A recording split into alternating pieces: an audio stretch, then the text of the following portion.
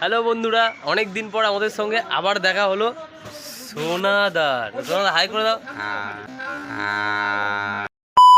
তো অনেক দিন পর দেখা হলো সোনাদা, সেই তখন বাবর বেজেছিল, সোনাদার সঙ্গে দেখা হয়েছিল। এখন আবার 22nd সেঞ্চুরিতে আবার সোনাদার সঙ্গে দেখা হয়েছে।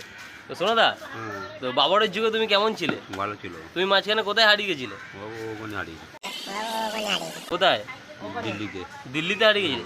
সোনাদা দিল্লিতে চলে গেছিল। যাই হোক, তো সোনাদা শুনছি নাকি বেঙ্গলে কাজকর্ম নেই, এটা কি সত্যি? হ্যাঁ সত্যি। সত্যি? হ্যাঁ। তো কত টাকা হলে তাও কাজকর্ম ঠিকঠাক হবে? বেশি হবে। তো তোমার জন্য কি পাত্রী ফাত্রী দেখবো? না। তো বিয়ে শাদী করবে না তুমি? না। কেন? এমনি। এমনি? আসে যাও না খেলে। তো সে তো ডাকছে, সেটা মেনে নিলাম। তো সোনাদা তুমি কি বিয়ে করবে? না। কেন? ভালো না। মেয়ে ভালো না? তো কাকে বিয়ে করবে? বিয়ে শাদী করবে না? তো বিয়ে করলে কি হয়? খারাপ।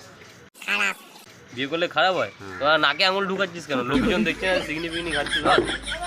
তো আমাদের এমনি সোনাদা খুব ভালো ছেলে, এখন বলছে বিয়ে করবে না, পরে আবার বিয়ের জন্য বলবে। তো যদি কোনো পাত্রী থাকে তাহলে সোনাদার জন্য একটু তোমরা দেখো। তো সোনাদা খুব হ্যান্ডসাম ছেলে। সোনাদা একটু দাঁতটা দেখিয়ে দাও তোমার। দাঁত দেখে এমনি পাত্রী রাজি হয়ে যাবে আর কি। তো যদি তোমাদের হাতে কোনো মেয়ে থাকে সোনাদার জন্য, তো প্লিজ আমাকে ডিএম করতে পারো। সোনাদা বাই করে দাও।